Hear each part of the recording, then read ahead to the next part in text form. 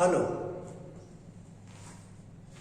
मैं cell organelle में cytology में बीएससी सेकेंड ईयर में आपको क्लोरोप्लास्ट के बारे में, माइटोकॉन्ड्रिया के बारे में मैंने पूरा मैटर आपको प्रोवाइड कर दिया था। इसके बाद जो थर्ड टॉपिक आता है वो क्या है? न्यूक्लियस। क्या है? न्यूक्लियस। न्यूक्लियस पे भी क्वेश्चन आपसे पुटअप होते हैं। अब आप जानते हैं न्यूक्लियस क्या होता है? न्यूक्लियस ये सेल का हार्ट होता है। जैसे हमारे बॉडी का मेन ऑर्गन क्या हार्ट है, जिस दिन हार्ट हमारा काम करना बंद कर देगा उस दिन हमारी आपकी लाइफ की फाइनल टाइम आ जाता है। उसी प्रकार से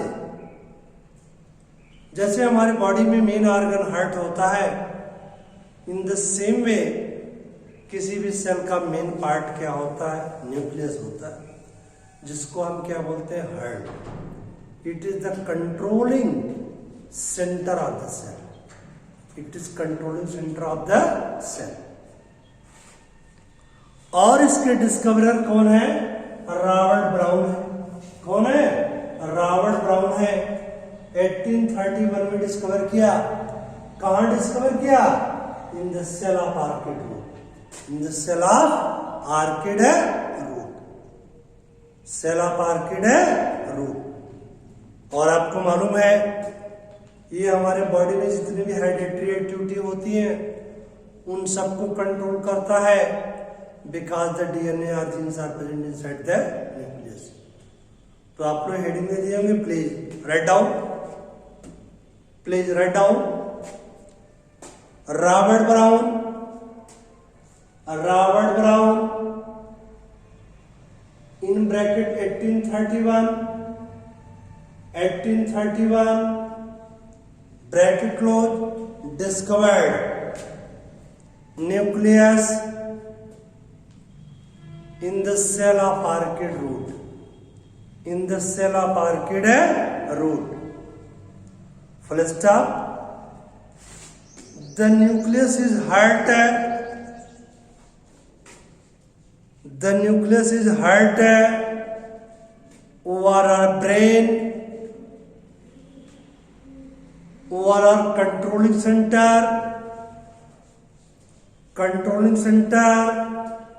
of cell, because it controls metabolic and hereditary activities of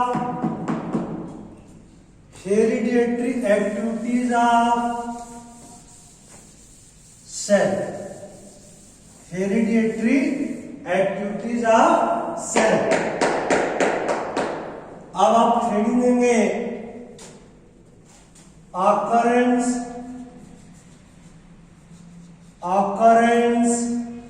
and position of nucleus. Position of nucleus.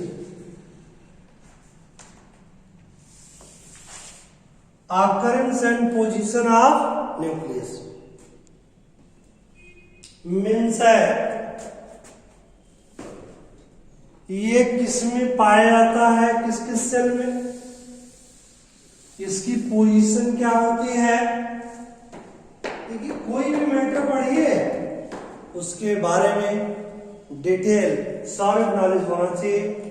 Question कैसे पूछा जाए, उसको आप किसी भी लेवल तक पूछा जाए उसको आप आसानी से सॉल्व कर सकते हैं।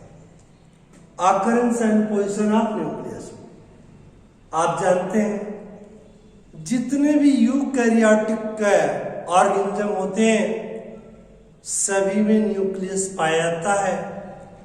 except two cell, except two cell. एक है सीव ट्यूब ऑफ फ्लोएम. कौन है? सीव tube of phloem, सीव tube of phloem. और दूसरा क्या है? Mammalian RBC, mammalian RBC. आपको मालूम है, मैंने आपको तो जितने भी यूकैरियोटिक है ऑर्गेनिज्म होते सब में न्यूक्लियस पाया जाता है, except two cell sieve tube of phloem in plant है और दूसरा मेमेलियन आरबीसी. लेकिन यहीं पर क्वेश्चन आपसे और भी पुटअप हो सकता है कि सभी मेमेलियन के आरबीसी में एब्सेंट नहीं होता. ये कैमल का जो आरबीसी होता है, RBC of camel and llama. ये जो मैमल होते हैं जिसमें न्यूक्लियस पाया है, न्यूक्लिएटेड होता है. तो आपको मैंने बता दिया कि जितने भी यूकैरियोटिक ऑर्गेनिज्म होते हैं सब में न्यूक्लियस होता है except two cell sieve tube of phloem and mammalian RBC. But the nucleus is present in the RBC of camel and llama mammal. और इसकी जो पोजीशन होती है मोस्टली सेंट्रल होता है. क्या होता है? सेंट्रल होता है. लेकिन कभी कभी वैक्यूल्स जब ज्यादा नंबर में हो जाते हैं, सेंट्रल पोजीशन में आते हैं, तो इसकी पोजीशन पेरिफेरल हो जाती है. लेकिन मोस्टली क्या होता है? सेंट्रल होता है. प्लीज राइट डाउन, हेडिंग में दिए होंगे. The nucleus occur in all eukaryotic plants and animals except mature sieve tube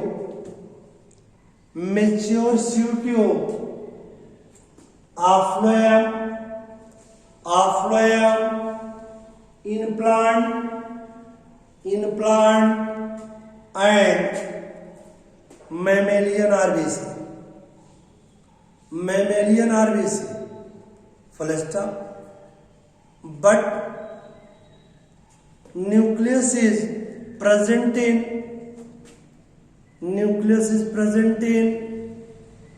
RBC of camel and llama mammal. Camel and llama mammal full stop. Paragraph 6.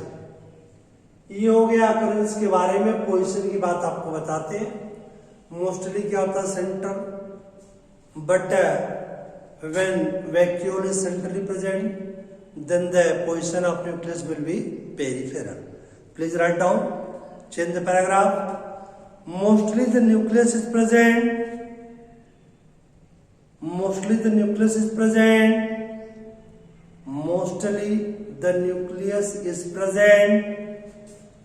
in the center of cell,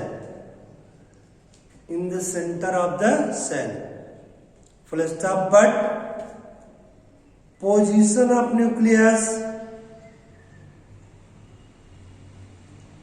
may be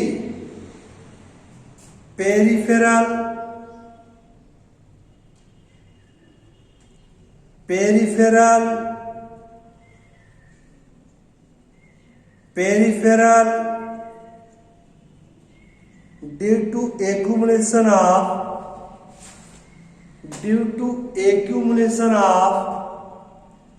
due to accumulation of food vacuole, ORR vacuole in the center of cell, in the center of cell, full stop. अब आप लोग heading में देंगे morphology of nucleus, morphology of nucleus.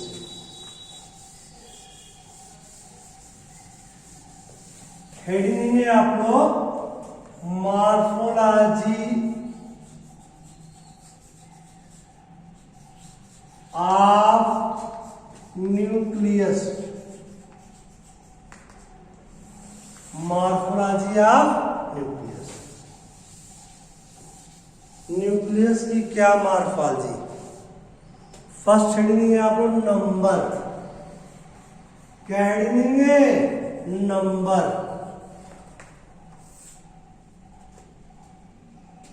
आपको मालूम है number क्या है? जनरली क्या होता है? न्यूक्लियस 1 इन नंबर होता है, मीन सेल यूनिन्यूक्लिएटेड या मोनोन्यूक्लिएटेड होता है। कभी कभी क्या होता है? सेल बाइन्यूक्लिएटेड होता है, जैसे पैरामीशियम में। किसमें? पैरामीशियम में, कार्टिलेज में, लीवर सेल में। बोलिए इसमें क्या होता है? क्या होता है? वो बाइन्यूक्लिएटेड होता है। कभी कभी क्या होता है? मल्टी न्यूक्लिएटेड होता है। क्या होता है? मल्टी न्यूक्लिएटेड होता है। और मल्टी न्यूक्लिएटेड किसमें होता है? फंजाई में। किसमें? फंजाई में। और ऑस्टियोब्लास्ट सेल में। किसमें? ऑस्टियोब्लास्ट, हड्डी को बनाने वाली कोशिकाओं में, ऑस्टियोब्लास्ट सेल में। तो आप नोट कर लेंगे generally cell is mononucleate, ORR uninucleate, bracket में one nucleus, bracket close. But some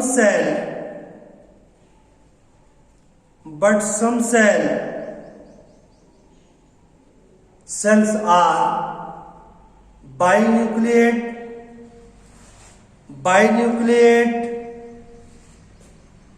ORR two nucleate।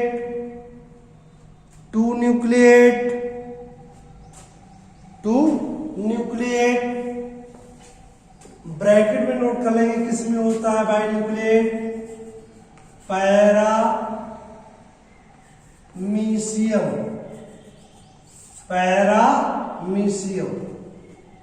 इसके बाद कौन? Liver and cartilage,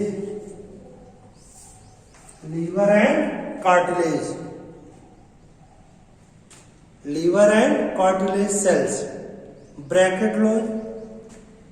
ORR मल्टीन्यूक्लिएट,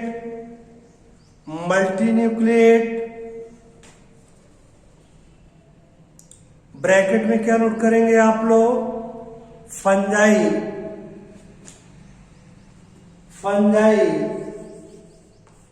and osteoblast sales.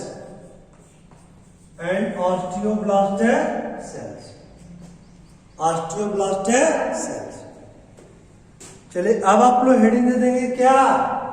Shape.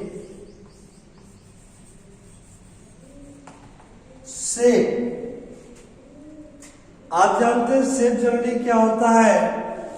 Spherical और ओवल इन शेप होता है।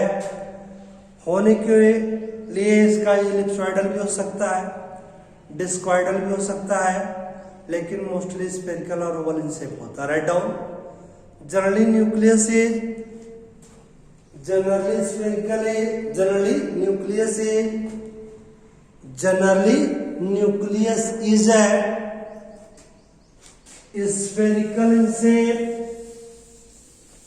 spherical in shape, but it may be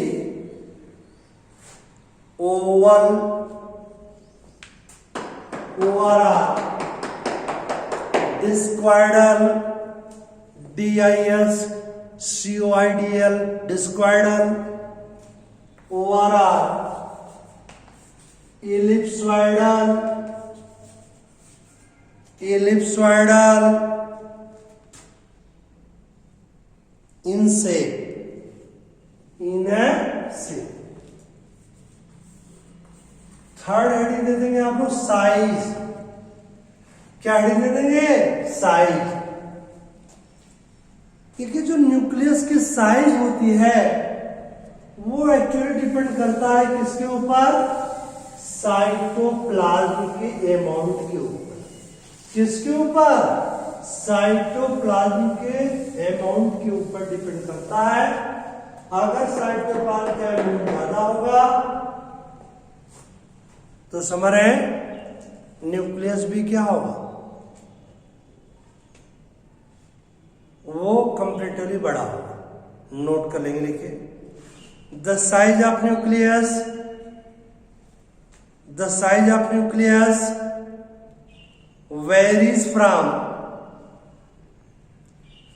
varies from cell to cell, cell to cell, full stop.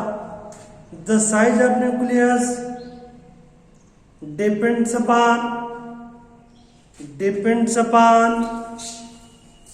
amount of cytoplasm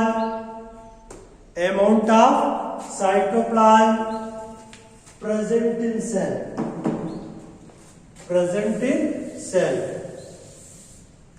Full stop. According to Hartwig,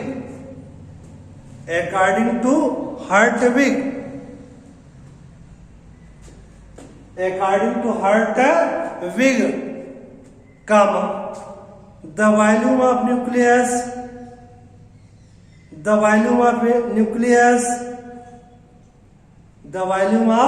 nucleus increases with increase in cytoplasm. With increase in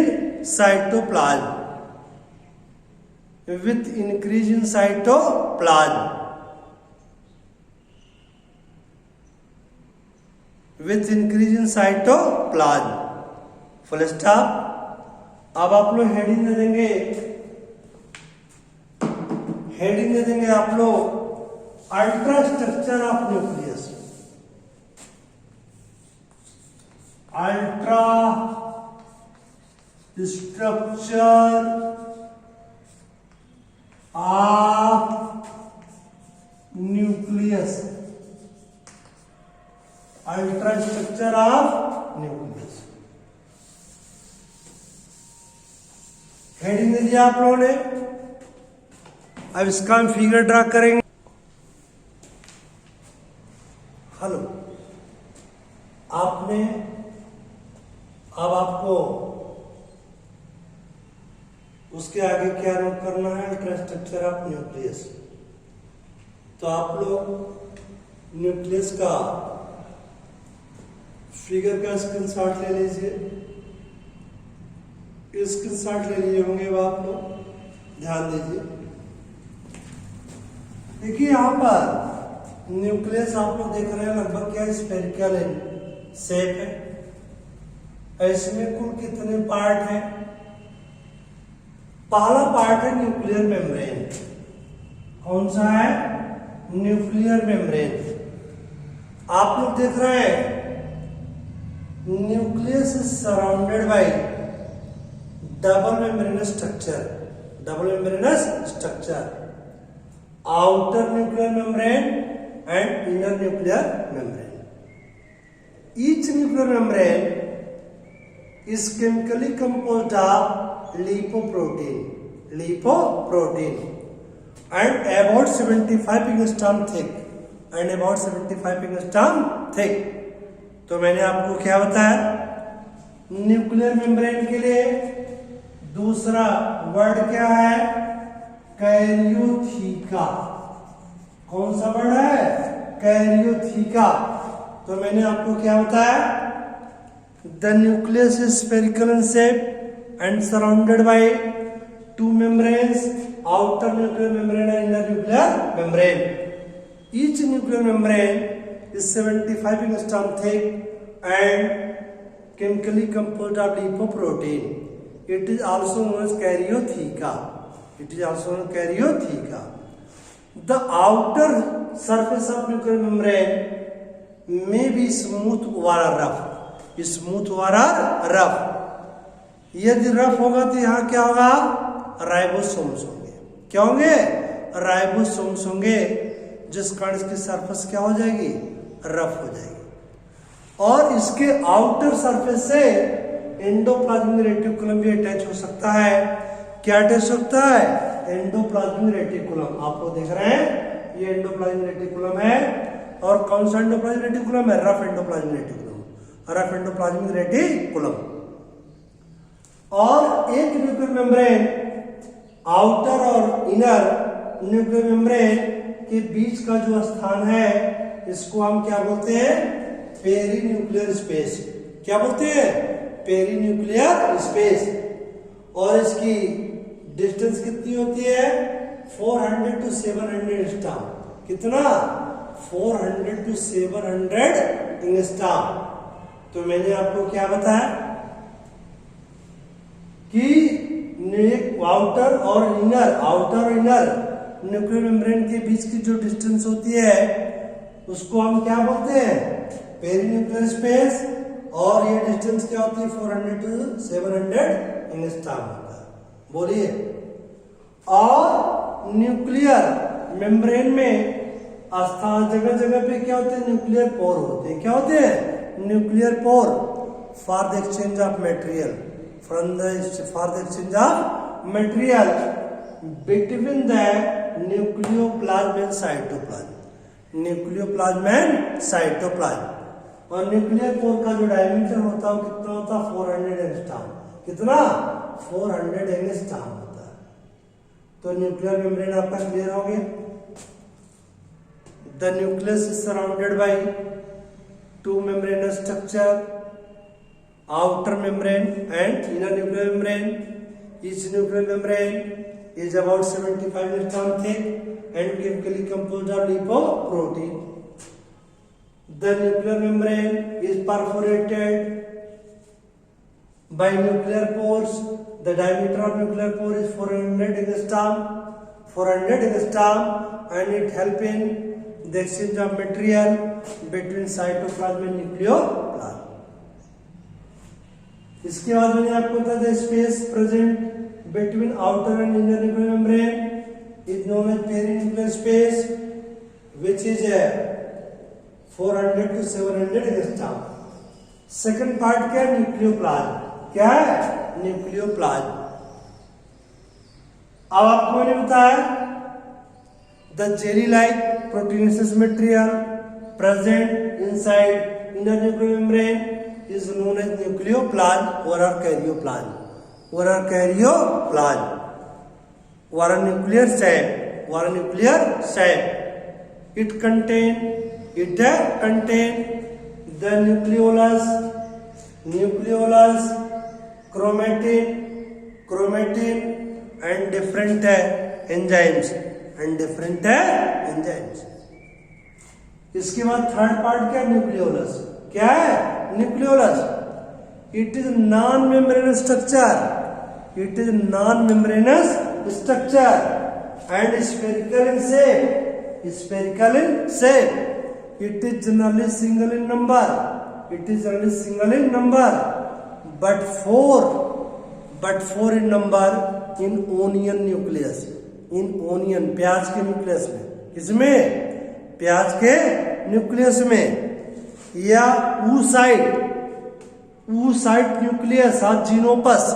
एक animal होता है Xenopus, उसके oocyte के nucleus में भी main nuclei present होते हैं. जैसे ओनियन में क्या होता है, 4 होता. तो इसके बाद इसमें इसका स्ट्रक्चर अलग से आपको बताएंगे हम. इसके बाद क्रोमेटिन है. तो आप लोग क्रोमेटिन में 2 प्रकार के क्रोमेटिन है, हेट्रोक्रोमेटिन और यूक्रोमेटिन. तो जो लाइटली जब स्ट्रेन हम करते हैं इसको, तो जो लाइट स्ट्रेन लेता है तो उसको हम क्या बोलते हैं, यूक्रोमेटिन। यहाँ पर डीएनए का परसेंटेज ज्यादा होता है, आरएनए का कम होता है। और हेट्रोक्रोमेटिन ये डार्कली स्टेंड होता है, इसमें जो है आरएनए का परसेंटेज ज्यादा होता है, डीएनए का कम होता है। समझ रहे हैं? तो अब हम आपको एक एक के बारे में नोट कराते हैं। तो आप लोग हेडिंग दे दिए हैं, please write down. The electron microscopic, the electron microscopic, the electron microscopic structure of nucleus, structure of nucleus consist of following part, following part। First heading देंगे आप लोग,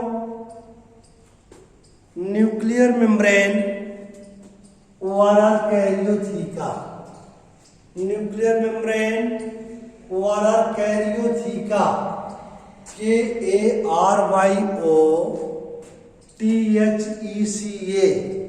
कैरियोथीका, karyotheca. Please write down. The nucleus is surrounded bye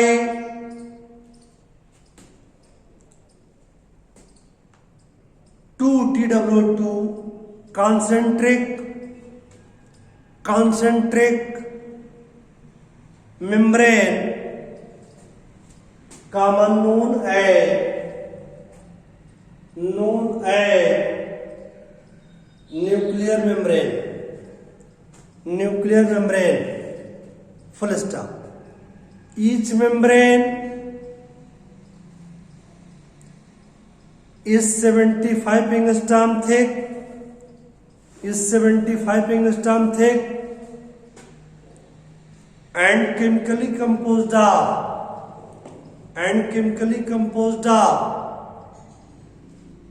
lipoprotein,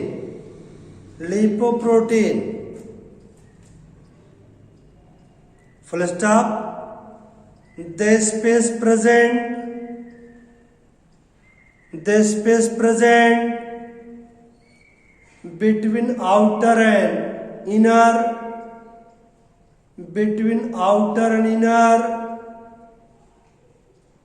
nuclear membrane is known as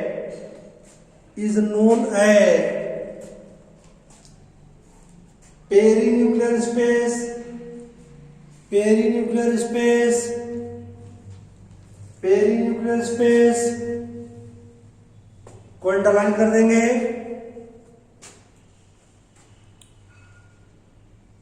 bracket में note कर देंगे 400 to 700 angstrom, 400 to 700 angstrom, full stop.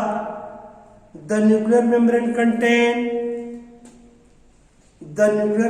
contain many small pores,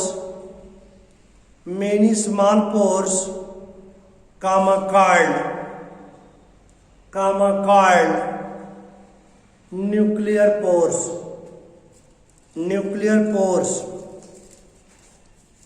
bracket में note कर देंगे 400 angstrom, 400 angstrom, इसकी size क्या होती है 400 angstrom. Bracket close, full stop. The nuclear pore help in exchange of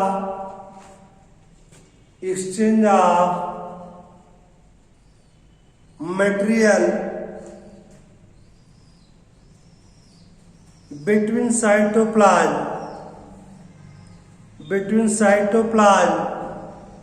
and nucleoplasm,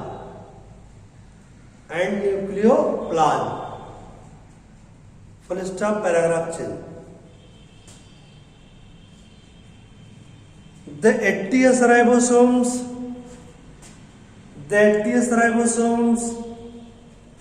may be present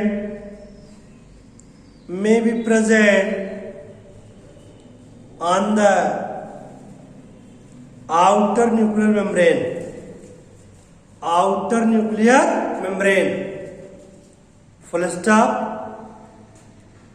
the ER, endoplasmic reticulum, the ER are also associated with nuclear membrane, चलिए second heading देंगे आप लोग, nucleoplasm ORR karyoplasm. आप जानते हैं career means होता है nucleus, nucleoplasm ORR karyoplasm. Please write down the jelly like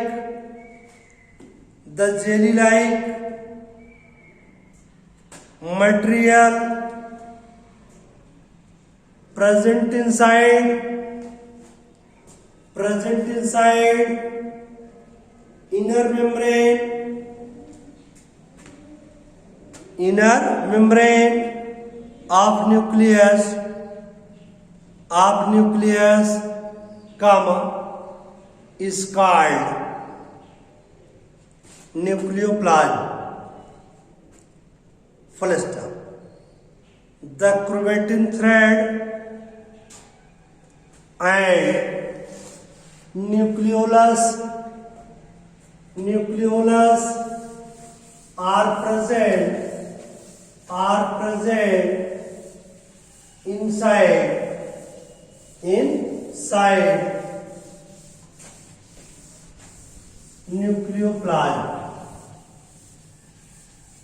inside nucleoplasm, full stop.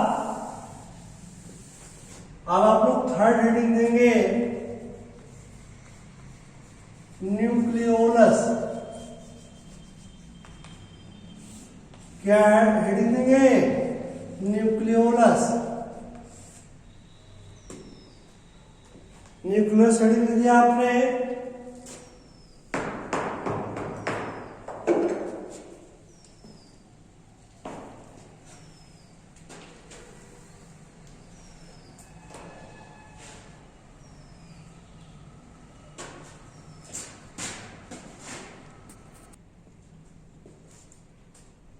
Hello, मैं आपको बता रहा था थर्ड पार्ट न्यूक्लियोलस के बारे में। न्यूक्लियोलस क्या होता है, पहले आप लोग इसका स्क्रीनशॉट ले लीजिए, तो इसके बाद बताते हैं। चलिए, हेलो, मैंने आपको बताया न्यूक्लियोलस क्या होता है। नॉन मेम्ब्रेनस मीन्स के चारों तरफ कोई मेम्ब्रेन नहीं होती है।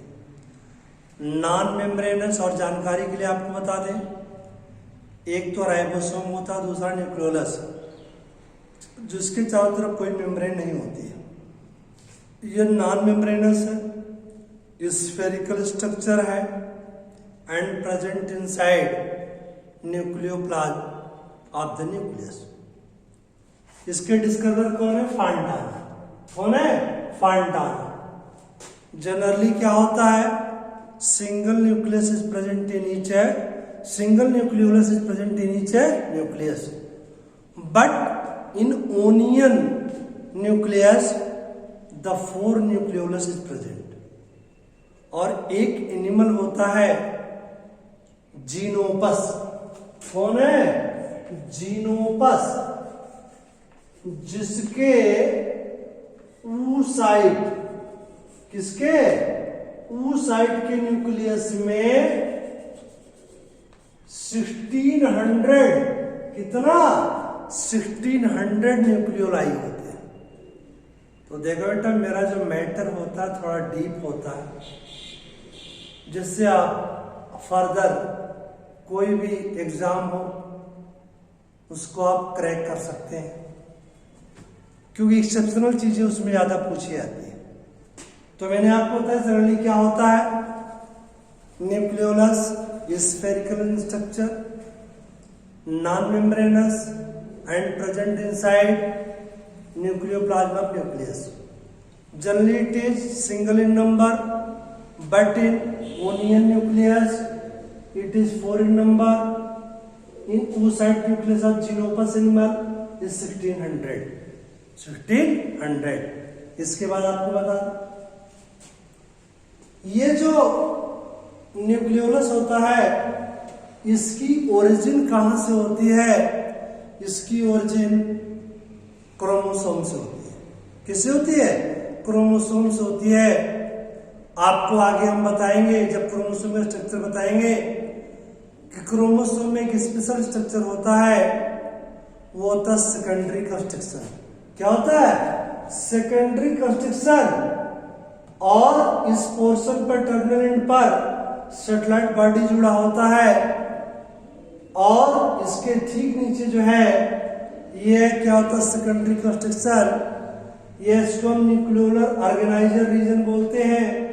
इसी प्लेस से न्यूक्लियोलस की उत्पत्ति होती है। तो मैंने आपको बताया जिसमें सैटेलाइट बॉडी होती है इस क्रोमोसोम में, उसको सेट क्रोमोसोम बोलते हैं और इससे क्या अटैच है? न्यूक्लियोलस। तो मेन बात क्या निकल के आई? न्यूक्लियोलस की ओरिजिन सेट क्रोमोसोम के न्यूक्लियोलर ऑर्गेनाइजर या सेकेंडरी कंस्ट्रक्शन रीजन से होती है। इसके बाद ये जो न्यूक्लियोलस होता है ये केमिकली 3 केमिकल का बना होता है। 85% प्रोटीन, 10% डीएनए और 5% आरएनए। इसके बाद डिटेल में अब आप समझ लीजिए न्यूक्लियोलस की स्ट्रक्चर कैसा होता है। इसमें 4 पार्ट होते हैं बेटा। पहला पार्ट होता है क्या जो है? पार्स एमार्फा। क्या है? पार्स एमार्फा। पहला पार्ट क्या है? पार्स एमार्फा है।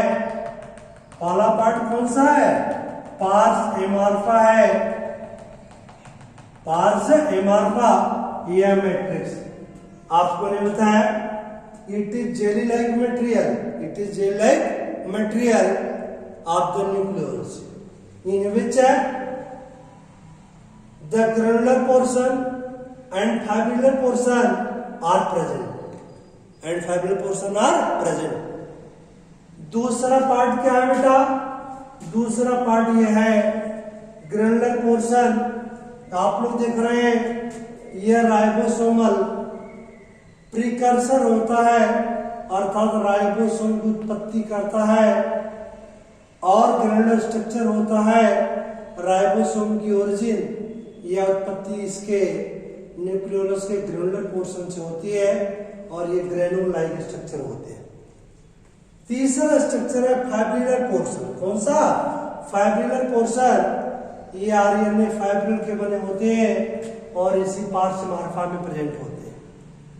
चौथा पार्ट इसमें होता है यह है पेरीन्यूक्लियोलर एंड इंट्रान्यूक्लियोलर क्रोमेटिन। तो यहाँ पर देख रहे हैं जो पेरिफेरल पोर्शन में है क्रोमेटिन मटेरियल इसको बोलते हैं पेरीन्यूक्लियर क्रोमेटिन और जो अंदर की तरफ पार्स एमार्फा में इसको क्या बोलते हैं? Intranuclear chromatin. तो आप लोगों ने देखा इसके स्ट्रक्चर में 4 पार्ट होते हैं। एक पार्ट का जेल लाइक प्रोटीनेसिस मटेरियल है pars amorpha in which granular and fibrillar portion are present. दूसरा पार्ट क्या होता है? Granular portion. It is ribosomal precursor because it produces granule like ribosome. Next is the fibrillary portion. It is fibrous structure and present of RNA fibril and present inside the pars emarpha. Last is the chromatin material. It is divided in 2 parts. The peripheral chromatin material is known as perinuclear chromatin and chromatin material present inside pars emarpha is known as intranuclear chromatin. तो आप लोग पहले nucleolus के बारे में note कर लीजिए please write down. It is small spherical non membranes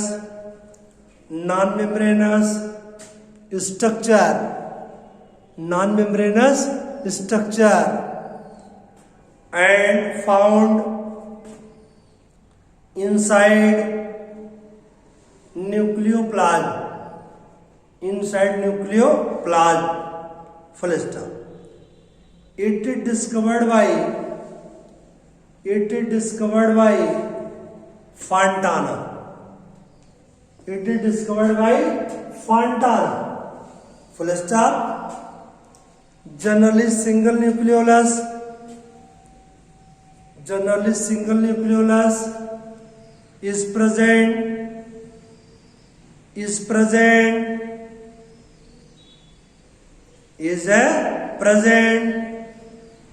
in nucleus,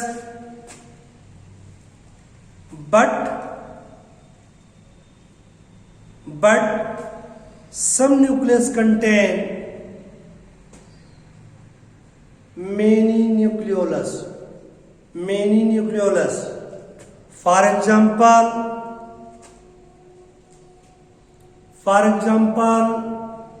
onion nucleus contain 4 nucleolus, and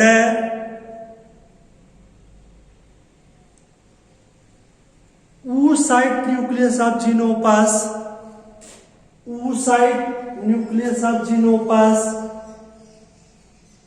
contain 1600 nucleolus. Full stop. Paragraph change. The nucleolus is generally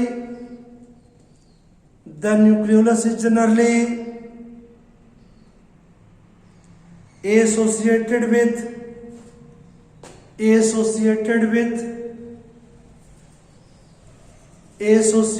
with chromosome at a specific place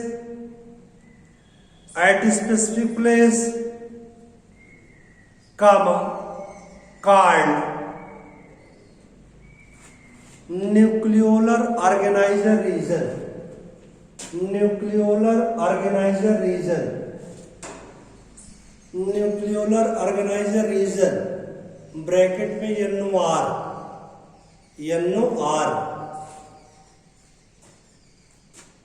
bracket लो. Full stop 10 nucleolus arises from secondary construction ORR NOR off-site chromosome. Full stop. Paragraph change.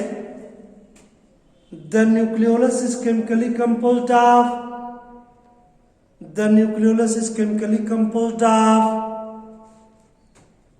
85% protein, 10% DNA and 5% RNA. Full stop. Heading दे देंगे आप लोग structure of nucleolus.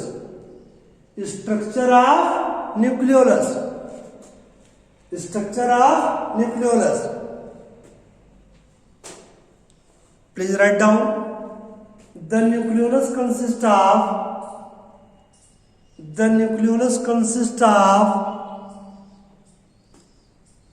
following four parts.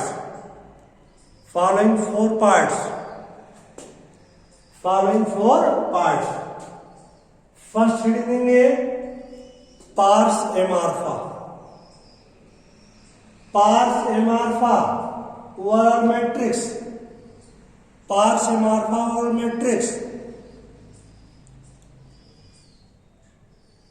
It is homogeneous.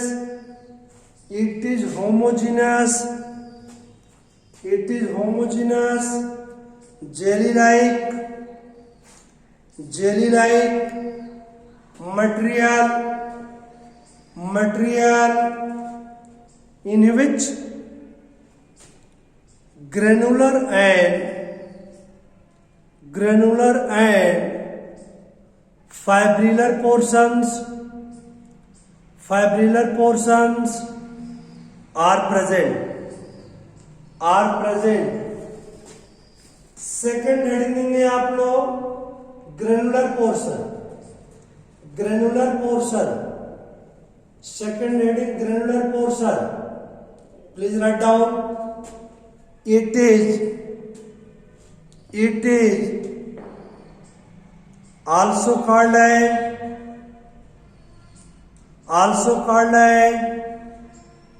nucleolar ribosome.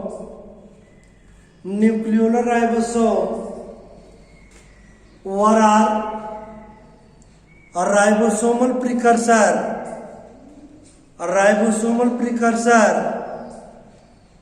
because it produces ribosomes. Third heading देंगे fibrillar portion. Please write down. It is present in matrix and composed of RNA fibrils. Next heading देंगे fourth point chromatin.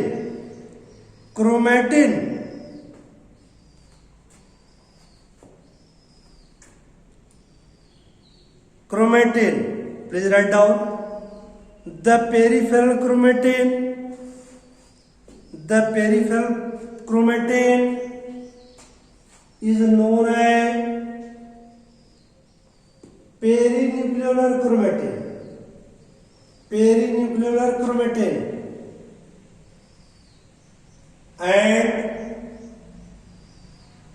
and inner chromatin is known as intranuclear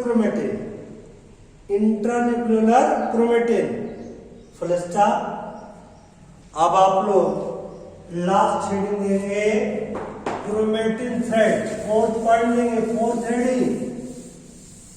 fourth heading देंगे chromatin thread. चलिए आप लोग last heading देंगे chromatin thread. Heading दे दिया आप लोगों ने. Please write down. It is thin, common long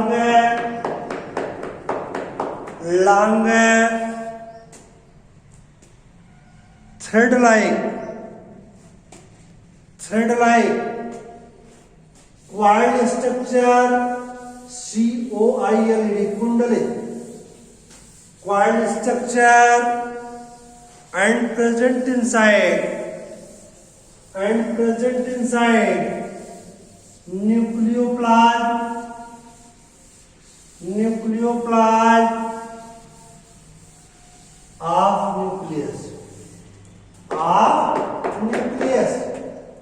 of nucleus. Full stop. These are seen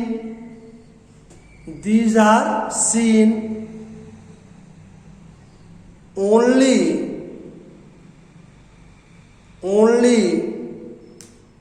in a interphase stage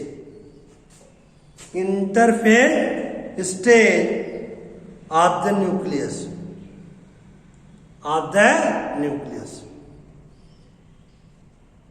Full stop.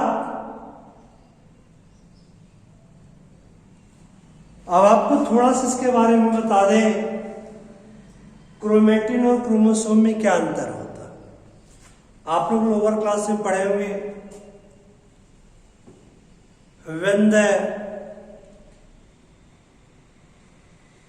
chromatin material present in the form of long thread, it is known as chromatin thread, and it is seen in the interphase stage. But during division state, what are mitosis, what are meiosis. The chromatin thread becomes more condensed and coiled and converted into thick structure known as chromosome. Is known as chromosome.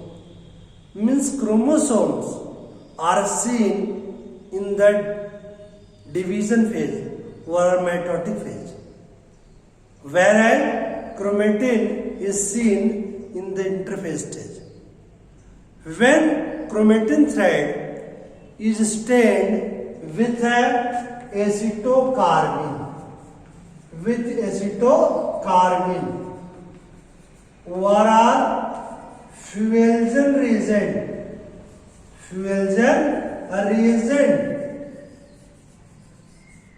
it takes a darker stain at some places and lighter stain at other places.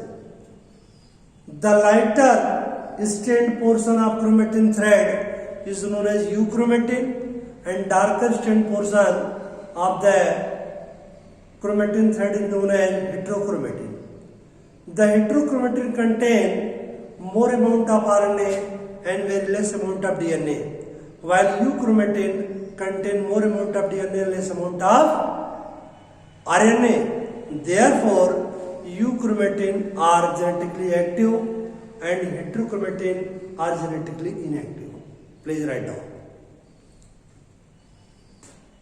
आगे note करेंगे आप लोग.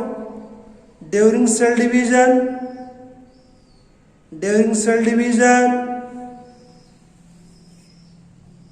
in bracket, mitosis and meiosis, comma, chromatin fiber becomes condensed and thicker and called chromosome.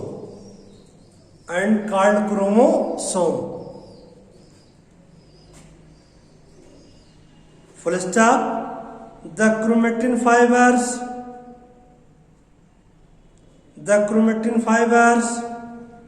what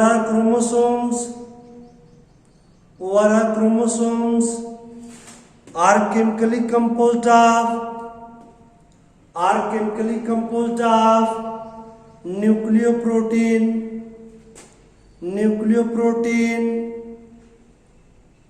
and take a basic stain,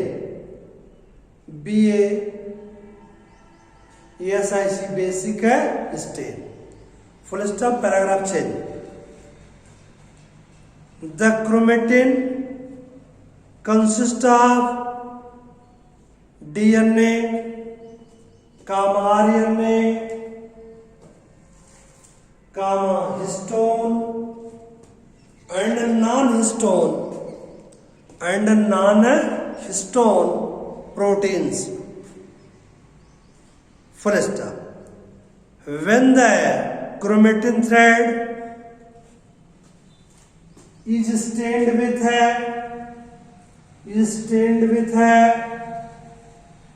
acetocarmine,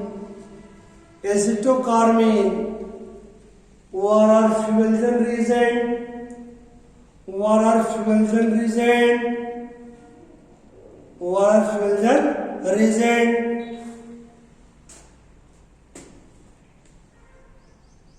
comma, some chromatin thread take a darker stain and some take a lighter stain. Full stop. The lighter stained chromatin, comma, is called euchromatin,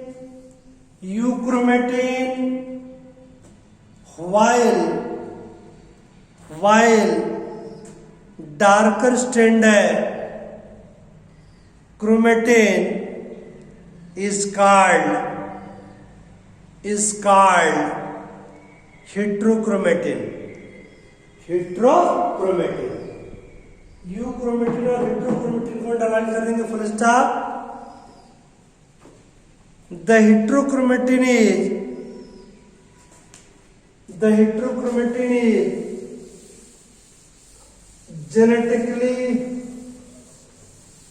genetically and metabolically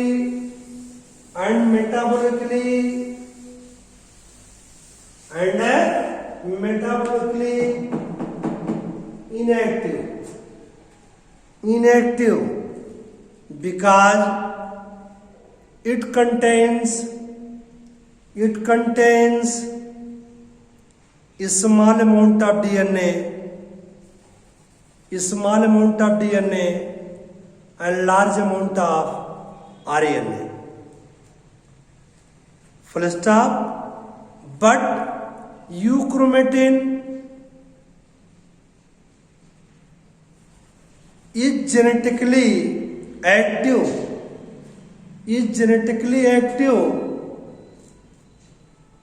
because it contains large amount of DNA and less amount of RNA.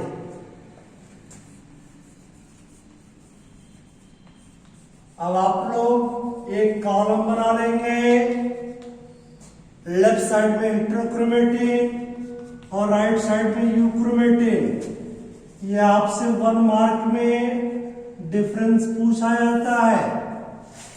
Heterochromatin और right side में क्या, euchromatin. Please write down. First point, it takes darker stand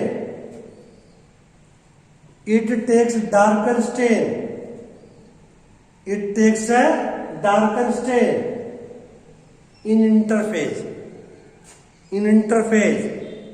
सब note करेंगे। It takes lighter stand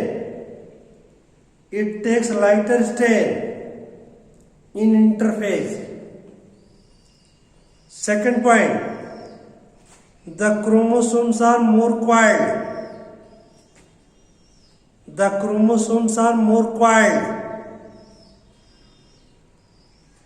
सब note करेंगे, chromosomes are less coiled.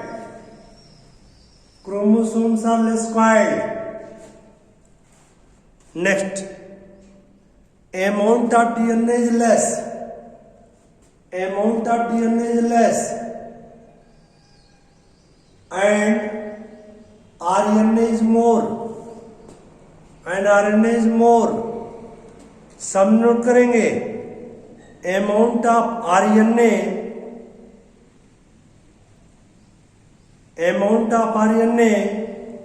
is less and DNA is more full stop. Next point, it is genetically inactive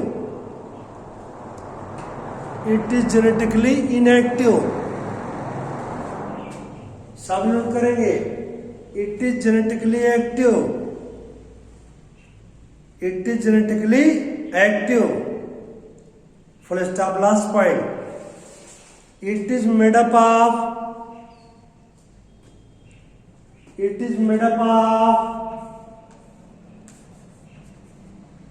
216 stem thick thread सब note करेंगे। it is made up of 30-18 stem thick thread।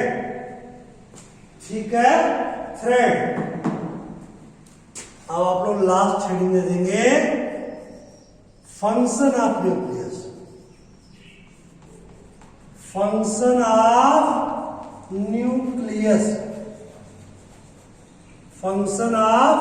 Nucleus. First point, the nucleus is controlling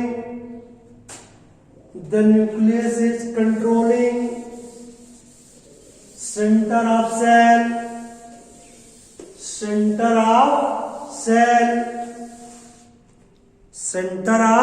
cell and controls all metabolic activities of cell.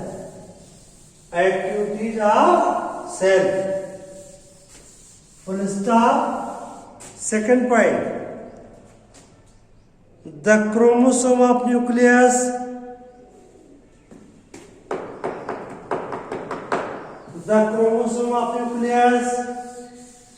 carry genes, CARRY, carry genes, and hence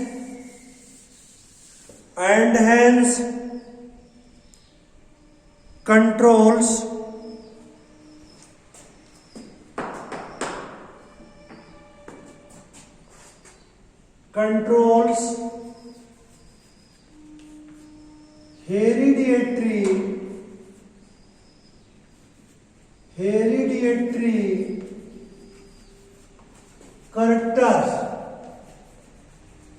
hereditary characters.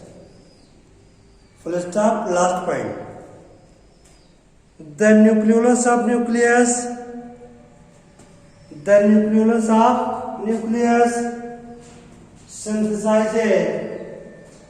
synthesizes ribosomes. Full stop. अब आप लोगों का ये जो nucleus वाला lecture था, video lecture 1 घंटे का है, लेकिन ये 2 घंटे के बराबर है फिगर लेकर के. अब नेक्स्ट आपको हम क्रोमोसोम कल बताएंगे.